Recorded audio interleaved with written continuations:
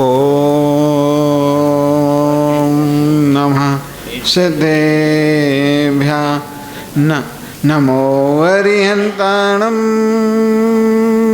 नमो सिद्धाणं नमो आयर्याणं नमो वज्झायाणं नमो नुये सर्वसाहुणं नमः श्री वर्धमानाय निर्धूतकलात्मने लोकानां ते लोकानां निर्विद्यादर्पणायते उदन्तनस्वनिष्ठ भगवान की, बोले चंद्रपुर भगवान की जय, बोले शांतिनाथ भगवान की, बोले मणिनाथ भगवान की जय, बोले पार्श्वनाथ भगवान की जय, वर्धमान शासन महास्वामी भगवान की जय, आचार्य श्री विमल सागर जी महाराज की जय, आचार्य सन्मति सागर जी महाराज की जय, आचार्य श्री परम पूजा विराग सागर जी महाराज की जय, चरिया शिरोमणि भट्टाचार्य विश्व सागर महाराज की जय, आचार्य श्री विभव सागर महाराज की जय, बोले द्वादश वाणी माता की जय।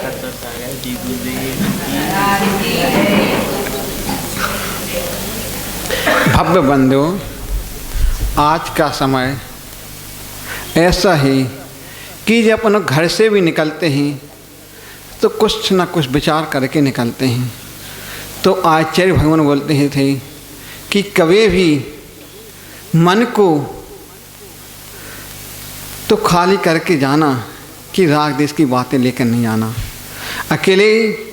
फिर भगवान बोलते हैं मनुष्य अपने जब घर से निकलता है तो कुछ सोच कर निकलता है, विचार कर निकलता है कि हमको क्या करना क्या ना करना, क्योंकि उसकी कल्पना बहुत ऊंची ऊंची रहती हैं कि हम क्या घर से जा तो रहे हैं, क्या कुछ लेकर आएंगे। तो फिर बच्चे भी सोचते हैं कि पिताजी मेरे लिए कुछ ना कुछ लेकर के आएंगे। यदि हम गुरु के पास जाते हैं तो हम भी सोचते हैं तो गुरु से हमसे कुछ ना कुछ तो मिलेगा ही, क्योंकि हम अंदर से भर के गए हैं तो गुरु से पूछेंगे कि हमारे लिए कुछ ना कुछ तो मिलेगा। इसलिए अपन सभा में बैठे हैं तो अपन भी सोचते हैं कि अपन महाराज जी से कुछ ना कुछ मिलेगा। इसलिए अपन को अंदर इस मस्तक के अंदर कुछ भर के जाना है, जिन वाणी की बातों को भर के जाना है, रसपान भर के जाना है। जिस प्रकार दगड़ा जी हरदम क्लास में बोलते हैं कि गन्ने की पुटली चुट्टी, हमारे यहाँ पोर बोलते हैं, यदि उसके पोर को भी चुट्टी को लेकर के उसको थोड़ा जूस लेते हैं वो अंदर जाता है तो कुछ भर के तो जाता है, मिठास जाती है। इसलिए अपन को भी कुछ ना कुछ ऐसी वाणी भरना है कि अपने अंदर भरे और ख़राब बातों को निकालते जाना है। उसी प्रकार यदि मालिक होता है और नौकर होता है वो भी चाहता है कि मेरे मालिक मेरे कुछ ना कुछ तो अच्छी बात कुछ ना कुछ तो लेके आएंगे। बच्चा भी सोचता है मेरे माता पिता इंतजार करता है कब पिताजी आ रहे हैं, तो वो भी सोचता है कि मेरे कुछ कुछ लाएंगे। और यदि कुत्ता भी होता है मालिक के सामने जाता है पूंछ ऊंची कर लेता है, वो भी सोचता है मेरे 2 रोटी मिलेंगी, वो नहीं देता तो वो भी सीधा नीचे मुँह करके निकल जाता है। इसलिए अपन को कभी भी आचार्य भगवान बोलते थे कि सभा शुरू होने से पहले सावक को आ जाना चाहिए, ऐसा ना हो कि महाराज जी तक पहुँच जाएं और सावक गण आते ही नहीं। तो इस बात का ध्यान रखना है। तो अपन को जब कुआ में बाल्टी डालते हैं तो खाली नहीं निकालते, कुछ ना कुछ सोचते हैं, भरते आए भले वो 500 फुट नीचे क्यों नहीं हुए, अपन उसको पुरुषार्थ करते हैं कि अपन निकालें। इसी प्रकार अपन उसको निकाल करके उस मिठास पानी को पीते हैं तो अपनी अंदर की प्यास बुझ जाती है। इस प्रकार एक बार को उदाहरण आचार्य से बतलाते थे कि सुदामा थे और कृष्ण थे, उनकी बहुत अच्छी मित्रता थी। तो सुदामा पहले तो खूब धनवान थे और ब्राह्मण थे। अकेली जब परिस्थिति आती है तो कोई परिस्थिति को देख नहीं पाता है कि इसके क्या होगा जीवन का। तो आचार्य से बुलाते हैं कि कृष्ण के निकटतम सुदामा गरीब थी, सदाचारित थी, नम्रता थी, सहनशीलता थी, उनका पहनाव भी बहुत सुंदर था। माँ धोती अंगूछा पहनते थे। तो बतलाते थे कि जमन को एक बार उन्होंने देखा कि क्या किया जाए, इतनी परेशानी है। तो पत्नी बोलती है अब तो मेरे लिए खाने को नहीं है तो क्या होगा, कुछ विचार करेगा, मेरा जीवन ही खराब होता जा रहा है। तो फिर पत्नी सोचती है आपको कहाँ, वो बोलते हैं आपको श्री कृष्ण के पास जाना चाहिए। तो कहते हैं श्री कृष्ण तो जाना चाहिए, अकेले कैसे जाऊँ, वो तो द्वारका नगरी है, द्वारका नगरी तो बहुत दूर है। तो पत्नी बोलती है आपको घोड़े हाथी से नहीं जाना है, आपको पैदल ही जाना है। संपत्ति ही नहीं थी, क्यों गरीब थे वे तो उन्होंने सोचा, पत्नी बोलती आप पैदल जाइए। तो चलते चलते जाते हैं, कांटे भी कंकड़ भी, एक बार उनको कांच लग जाता है। ठीक है, वो कांच निकालते हैं, मवाद निकाल आते हैं, परेशान से पहुँचे हैं। जब द्वारका नगरी पहुँचते हैं तो वहाँ पर सोचते क्या करें, वहाँ पर द्वारपाल होते हैं। द्वारपाल जब तक मंत्री की आज्ञा नहीं हो तो अंदर नहीं जाने देते हैं। तो वो सोचते हैं हम आपके मित्र के हम मित्र के दर्शन करना है। सुदामा जी बोलते हैं श्री कृष्ण के। तो श्री कृष्ण जब द्वारपाल अंदर जाते हैं, वो बोलते हैं आपका मित्र आया है। तो उनको खुशी हो जाती है कि मेरा सुदामा आया है, मित्र आया है। चले जाते हैं, चले जाते जाते श्री कृष्ण स्वयं आ जाते हैं, उनकी आगमन करते हैं। धन्य वो सोचते हैं कुछ ना कुछ तो मेरी भाभी ने कुछ ना कुछ तो भेजा होगा ही होगा, क्योंकि खाली तो आते नहीं। यदि आपको घड़ा भी दिख जाता सुबह सुबह से, वो अब कुछ माना जाता है। इसी पर उन्होंने कुछ भेजा होगा भाभी ने। सुदामा पोटली को छुपा लेते हैं, छुपाते छुपाते देखते रहते। श्री कृष्ण कहते क्या है, वो श्री कृष्ण इस पोटली को ऐसे छीन लेते हैं। तो सुदामा जी को एक तो गरीब, उनको अपनी ख्याति लाभ को सोचते हैं, पंडित हैं, ब्राह्मण होते हैं, सोचते क्या है बुगल। फिर श्री कृष्ण सुदामा जी बोलते हैं मेरी हंसी मत करो, मेरी हंसी मत करो, मैं तो गरीब हूँ। तो ठीक है सुदामा जी के हम हंसी थोड़ी करो। श्री कृष्ण बोलते हैं ये तो मेरी भाभी ने ही भेजा है, खुशी से हंसी से भेजते हैं, कुछ ना कुछ तो भेज। मुँह पोटली बांध देते हैं, कुछ दाने गिर जाते हैं, वहाँ रहने के 4 दाने रह जाते चावल के। तो श्री कृष्ण कहते हैं धन्य मेरे कुछ तो मिला है, खाली तो नहीं आए। इसलिए अपन को कभी भी अपने जीवन में खाली होकर नहीं, अभी अपन 3 लोग के सामने भी जाते हो, 3 लोग के सामने जाते हो, आचार्य के पास जाते हो, अपने आप से खाली होकर नहीं आना, कुछ ना कुछ लेकर ही आना है। लेकर के आओगे तो आपको भर के मिलेगा। कि यदि आते हो देव 3 लोग के सामने आते हो तो कुछ ना कुछ मिलता ही है। अभी जाओगे तो भगवान 3 लोग के साथ जाओगे तो अपन वहाँ पर जाते हो, जिनवाणी की कुछ जिनवाणी की मिलती है आपको, तो उससे अध्ययन मिलता है, उससे अपन को कसाएँ दूर होती हैं। आचार्य बोलते थे कि अभी आपको जाते हो तो कम से आपकी राग देश की बातें तो छूट जाएंगी। तो उस बातों को छोड़ दोगे तो अपना कुछ कल्याण होगा। इसलिए अपन को जिनवाणी का रसपान ही करना है, जिससे अपन को राग देश मोह छोड़ दोगे तो एक दिन अपन भी सही मार्ग पर बढ़ जाएंगे। वो इसी भावना के साथ बोले परम पूजा विराग साई जी महाराज जी की जय। अंताड़म नमो सिद्धाड़म नमो आयरियाड़म नमो अच्छायाड़म नमो लोहे सव। मेरे पवित्र मन में गुरुदेव आओ, मैं शास्त्र वाचन करूं प्रतिभा जगाओ। अरिहंत भासित सभी श्रुत देवताओ, क्या बोलना आप मुझे तुम ही बताओ, क्या बोलना अब मुझे तुम ही बताओ। यस्य स्वयं स्वभावाप्ति प्रभावे कृष्ण कर्मणा तस्मै संज्ञान रूपाय नमोस्तु परमात्मने नमोस्तु परमात्मने।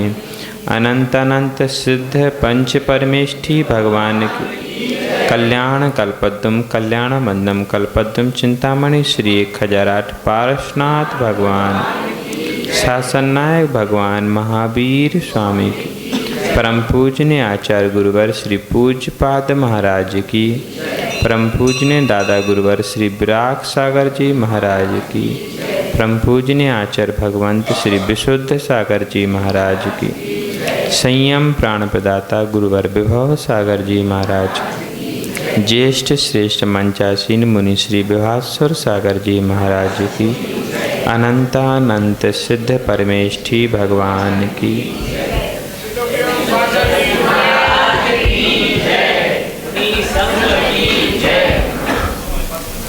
जैनों में जैन भी बहुत सारी प्रकार के होते हैं। कुछ जैन तो सिर्फ भगवान के दर्शनों तक सीमित रहते हैं कि भगवान का दर्शन किया घर चले गए। इससे अतिरिक्त उन्हें जैन धर्म से कोई मतलब नहीं रहता। बस एक बार दर्शन करना है, दर्शन किए कि हमारी ड्यूटी पूरी हो गई। कुछ ऐसे भी होते हैं कि जो पूजा करते हैं, दर्शन करते हैं और कुछ गतिविधियाँ यदि मिल जाएं तो उन गतिविधियों में सम्मिलित होकर के घर चले जाते हैं। कुछ ऐसे जैन होते हैं जो महीना में, 2 महीने में या वर्ष में या 15 दिन में या 1-2 दिन में यदि किसी का मरण हो जाए तो मरण के बाद मंदिर लाने का कार्यक्रम होता ना, उस कार्यक्रम में बस आते हैं। ऐसा देखने को मिल जाते। कुछ ऐसे होते हैं कि आप लोग जैसे रोज आ जाते, मंदिर भी आते, प्रवचन भी सुनते, कुछ बैयावृत्ति में भी आते, कुछ शुद्धि के लिए भी जाते।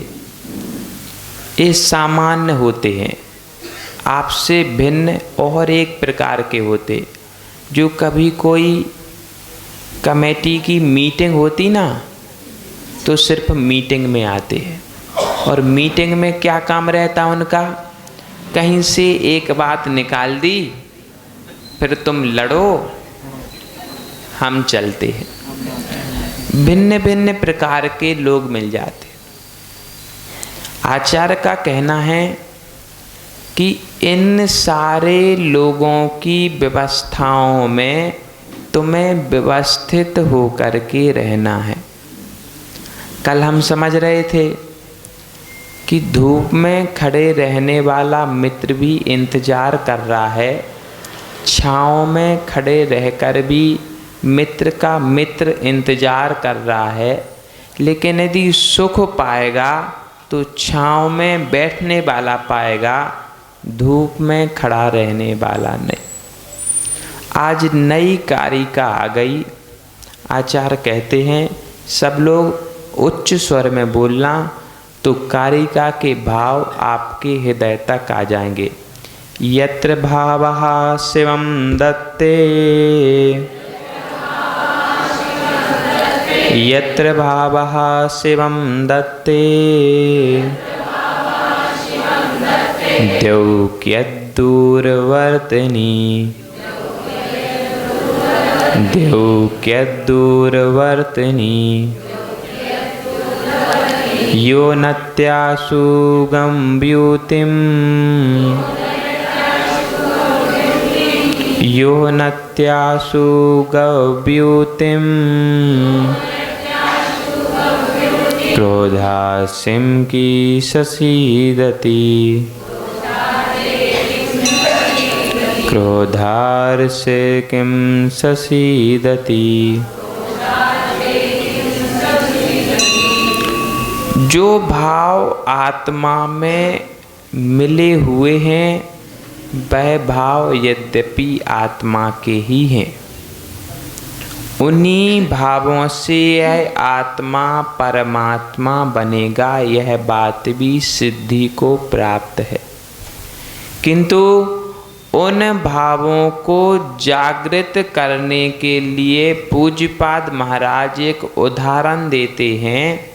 किसी गुरु ने अपने शिष्य से कहा कि तुम पत्थरों की पोटली, सोने चांदी की नहीं, पत्थरों की पोटली लेकर के मैं ऊपर पर्वत पर बैठता हूँ, तुम मेरे पास तक आ जाओ। तो शिष्य आज्ञाकारी था, हम लोगों जैसा नहीं था।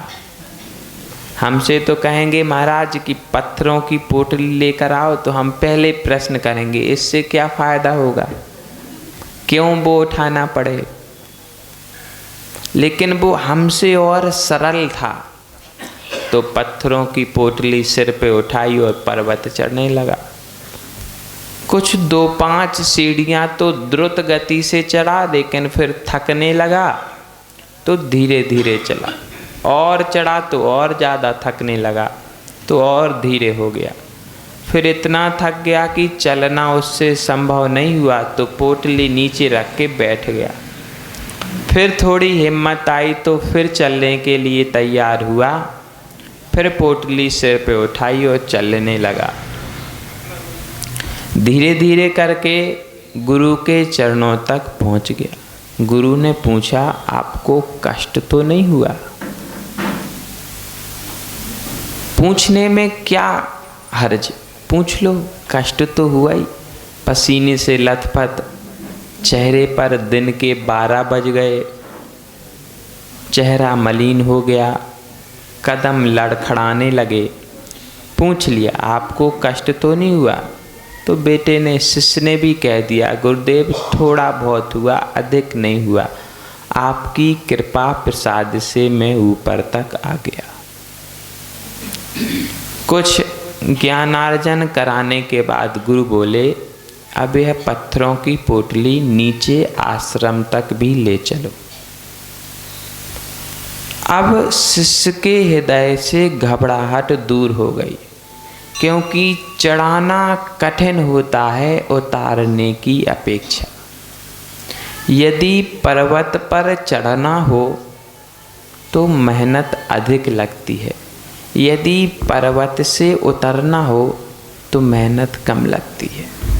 उसी प्रकार पूज्यपाद महाराज कहते हैं कि जिन भावों से मोक्ष जाया जा सकता है, जिन भावों से, जिस शरीर से, जिस धर्म ध्यान से मोक्ष जाया जा सकता है, उस धर्म ध्यान से स्वर्ग नहीं मिलेगा क्या?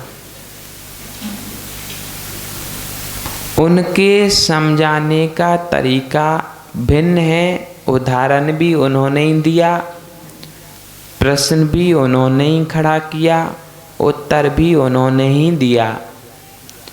जो शिष्य या जो व्यक्ति भार को लेकर के 2 कोस तक जा सकता है, यदि उसी व्यक्ति से कहा जाए कि इसी भार को तुम आधा कोस तक ले जाओ, तो उसे कष्ट नहीं होगा, वह सहजता से उस भार को ले जाएगा। वैसे ही हम उपक्रम तो कर रहे हैं मोक्ष जाने का, लंबी दूर है, लेकिन बीच में स्वर्ग मिलता है। ऊपर ही जाना पड़ेगा ना, मोक्ष जाओगे तो ऊपर जाना पड़ेगा, बीच में स्वर्ग है। तो बतलाते हैं कि जो मोक्ष जाने के लिए तैयार है, यदि उससे कहा जाए कि स्वर्ग चले जाओ तो उसे कष्ट। वो बात भिन्न है कि जो जाना चाहता मोक्ष, जिसका लक्ष्य मोक्ष का है, और उससे कहो कि तुम स्वर्गों में रहने लगो, तो उसे भले ही कष्टप्रद दिख सकता है, लेकिन जिनका लक्ष्य है मोक्ष जाने का, लेकिन बीच में ठहरना भी पड़ेगा, तो आचार्य कहते हैं कि ठहरने के लिए अन्यत्र मत जाओ। आपका सिर एक ऐसा नारियल है जो यदि देव शास्त्र गुरु के चरणों में झुक गया तो श्रीफल कहलाता है, और यदि अन्यत्र झुक गया तो नारियल बन के फोड़ दिया जाता। अब समझना, जा तो रहे थे मोक्ष के लिए, जा तो रहे थे जिन मंदिर के लिए, देखो चींटियों ने यहाँ भी कब्जा जमा लिया। जा तो रहे थे प्रभु की भक्ति के लिए, लेकिन बीच में कोई और मिल गया तो वहाँ भी सिर। आचार्य देव कहते हैं यदि अन्यत्र सिर झुकाओगे तो श्रीफल नहीं बन पाएगा, वह फोड़ दिया जाएगा। एक जैन परंपरा ऐसी है जिसमें साबुत श्रीफल स्वीकार किया जाता, अन्यत्र तो श्रीफल को फोड़ करके स्वीकार करते हैं। अब समझ लेना, सिर एक ही है और सिर के अभाव में प्राण धारण कर नहीं सकते। यदि सिर ही फूट गया तो फिर क्या होगा? इसीलिए सिर की सुरक्षा के लिए और आत्मा की रक्षा के लिए, क्योंकि सिर के साथ साथ आत्मा की भी रक्षा होती है। यद्यपि आत्मा में प्रति समय कर्मों का आश्रव जारी है, बंद भी हो रहा, संवर और निर्जरा का कुछ पता नहीं चलता, हो रही कि नहीं हो रही, लेकिन इन सारी परिस्थितियों में भी यदि शुभाश्रव होता रहा तो उदयावली में अच्छे कर्म ही खिलेंगे। जब शुभ कर्म उदय में आते हैं तो आनंद ही आनंद मिलता है, जब अशुभ कर्म उदय में आते हैं तब दुख उठाना पड़ता है। मनुष्यों की ऐसी प्रकृति होती है कि यदि सुख उदय में आ जाए तो भूल जाता है, दुख उदय में आ जाए तो शीघ्रता से दुखी हो जाता है। पूज्यपाद महाराज का कहना है कि कोई बात नहीं, दुख भी उदय में आने दो, सुख भी उदय में आने दो, लेकिन यदि उसका संकमरण करना है दुख का सुख में तो वृत्ति बन जाओ। अब महाराज सब कहेंगे महाराज घूम घाम के वहीं आ जाए, इसमें हमारा दोष है ही नहीं, वो महाराज ने कारिका ऐसी लिखी।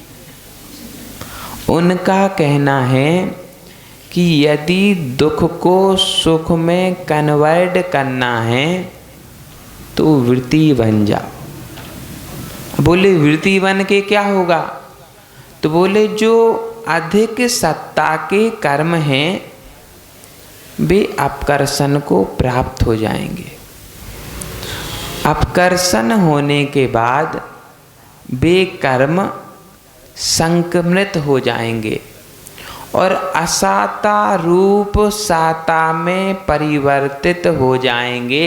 फिर यदि 2 कोस तक भार लेके जाना था तो 2 कोस नहीं जाना पड़ेगा, वह भार आधे कोस में ही संपन्न काम हो जाएगा। कौन नहीं चाहता?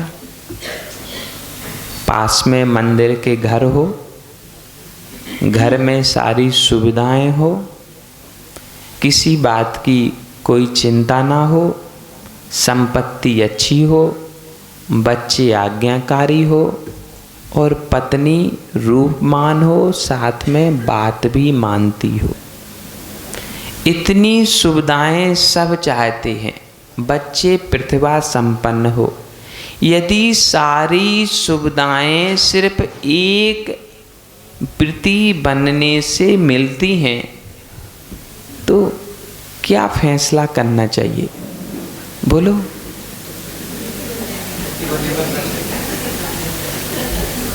अब समझ लेना, हम कुछ नहीं कह रहे, नहीं तो यूं कहो महाराज को माइप मिल गया तो हमारे हाथ धो के पीछे ही पड़ गए।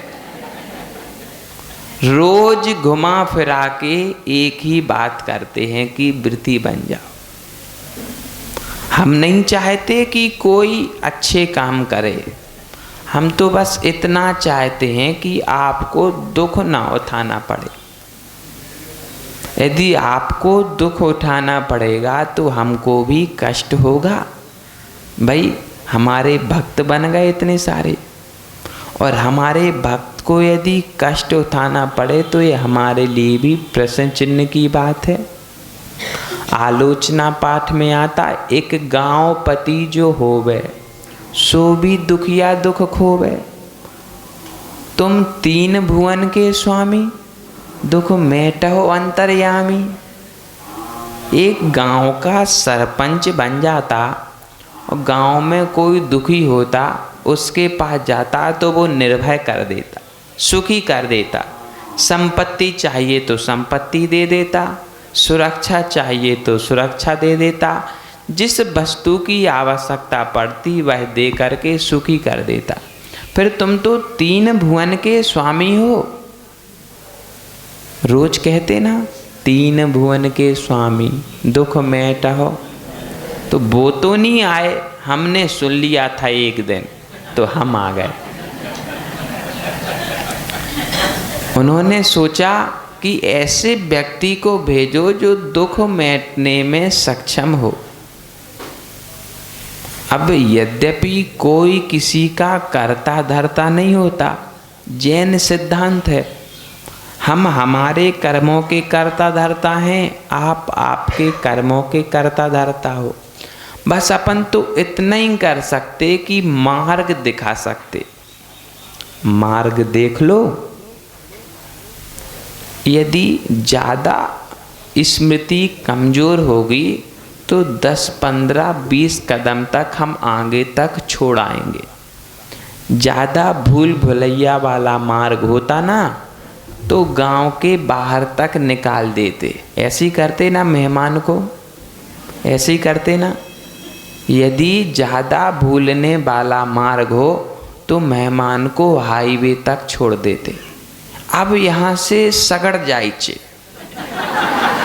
अब यहाँ से सीधे सीधे जाना आप अपने गांव तक।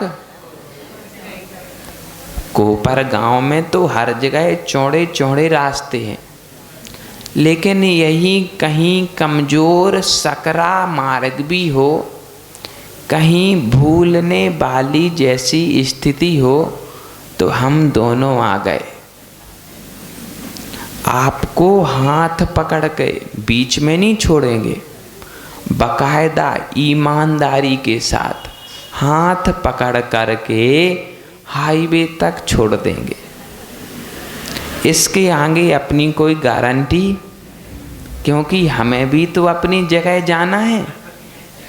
यदि तुम्हारा हाथ पकड़ लिया और तुमने जोर से खींच लिया तो हम फंस जाएंगे।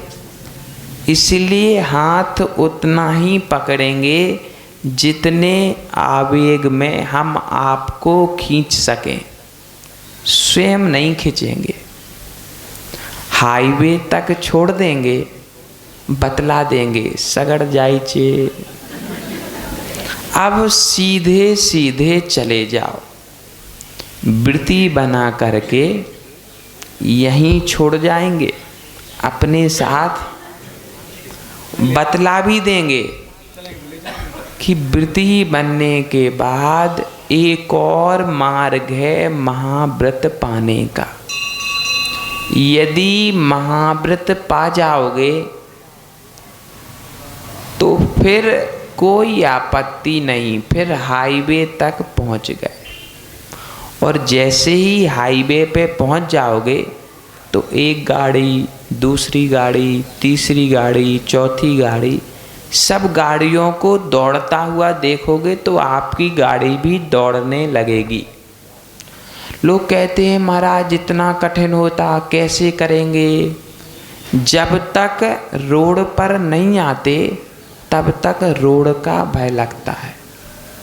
जैसे ही रोड पर पहुंच जाओ तो जिसे ड्राइविंग करना नहीं भी आती वह भी धीरे धीरे गाड़ी, और एक दिन ऐसा आ जाता कि उसी रोड पर रेस लगाने लगता है।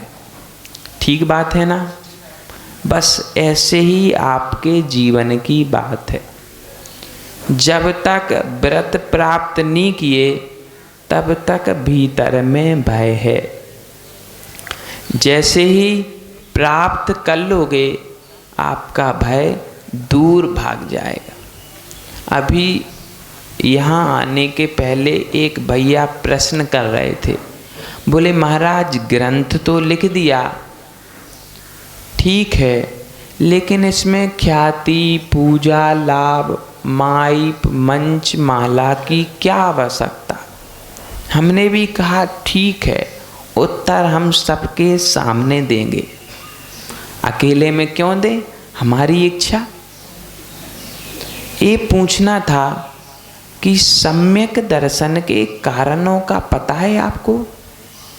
कितने होते हैं? किसी को पता है सम्यक दर्शन के कारण कौन कौन से होते? एक देव रिद्धि दर्शन भी होता है, एक मानस स्तंभ के दर्शन भी होता है, जिन बिंब दर्शन भी होता है। देव रिद्धि दर्शन से सम्यक दर्शन हो जाता। किन किन को हो जाता बताएगा कोई? बोलो ना। अरे नारकियों को नहीं होता। हम तो सबसे नीचे की क्लास में जाए ना। जब देव रिद्धि दर्शन से नरक में भी सम्यक दर्शन हो जाता तो मनुष्यों के रिद्धि दर्शन से मनुष्यों को सम्यक दर्शन नहीं होगा। अब कहो ख्याति, पूजा, लाभ, इसके लिए नहीं कर रहे, मनुष्यों को सम्यक दर्शन हो इसलिए कर रहे। सम्यक दर्शन में निमित्त भूत है भगवान की विमान यात्रा। त्रियंचों को जिन बिंब दर्शन से सम्यक दर्शन होता है, इसलिए भगवान को पालकी में बैठा करके नगर नगर गांव गांव घुमाया जाता है कि भगवान के दर्शन पा करके त्रियंच जो मंदिर नहीं आ सकते उन्हें भी सम्यक दर्शन हो जाए। त्रियंचों का भी 5वां गुण स्थान बन जाता। और आपका कौन सा है? बोलो।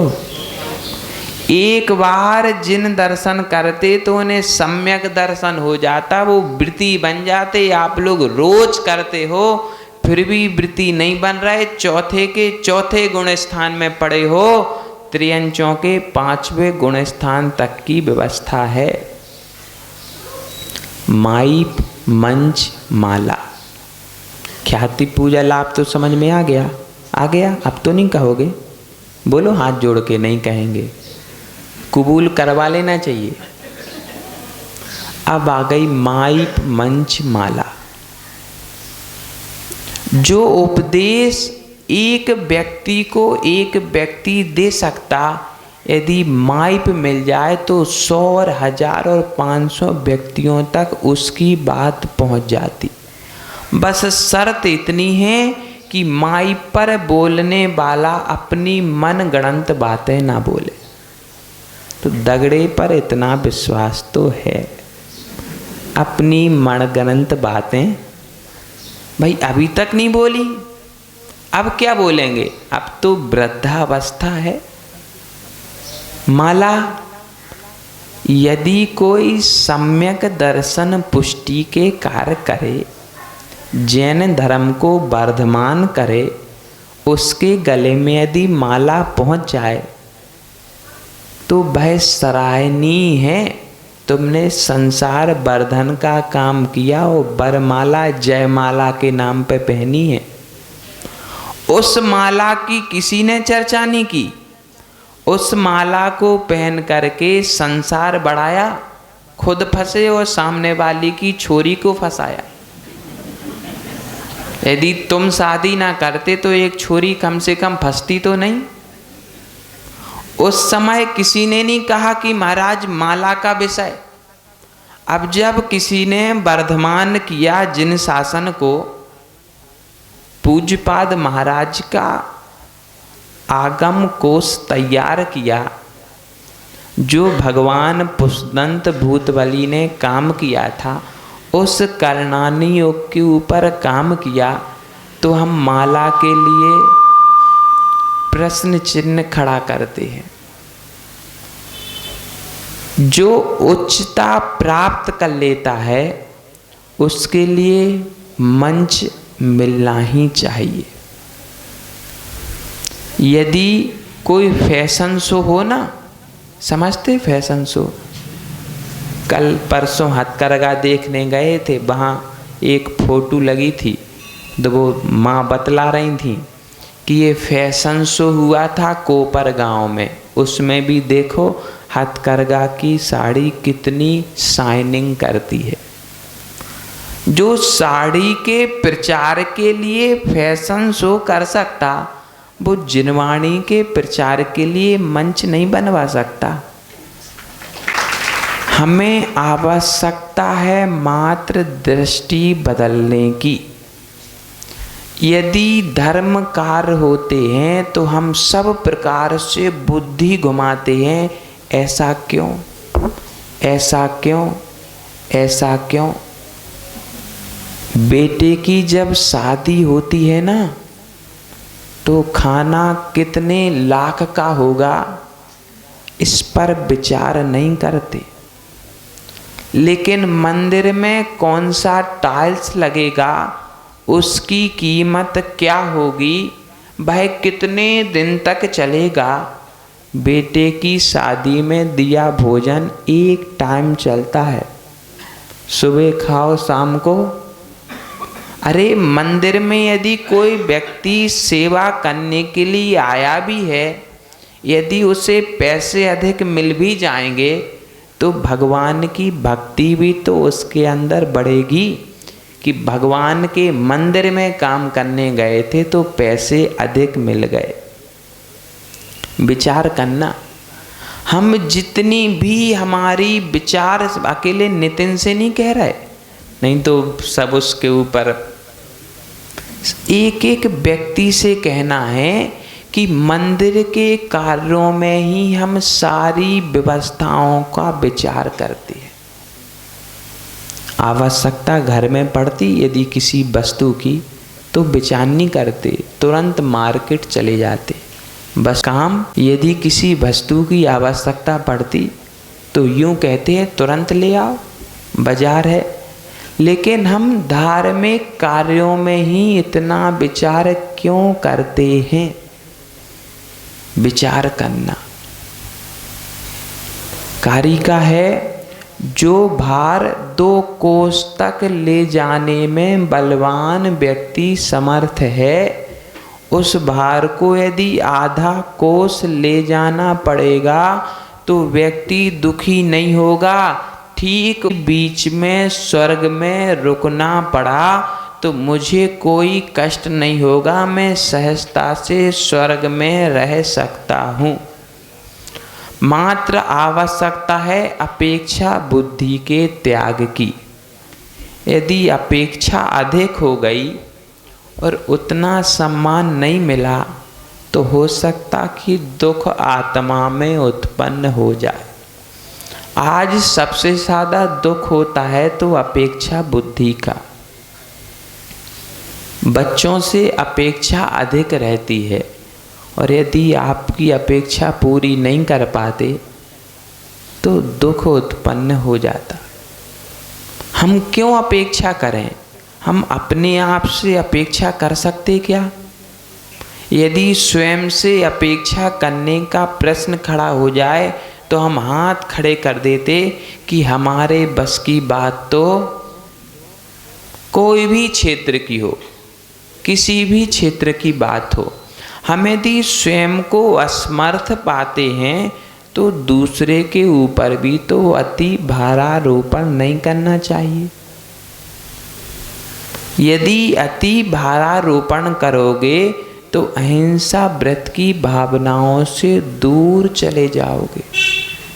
अहिंसा व्रत की भावना यदि भाना है तो अति भारारोपण से बचना चाहिए, मात्र त्रियंचों को नहीं, उन्हीं को अति भारारोपण नहीं होता।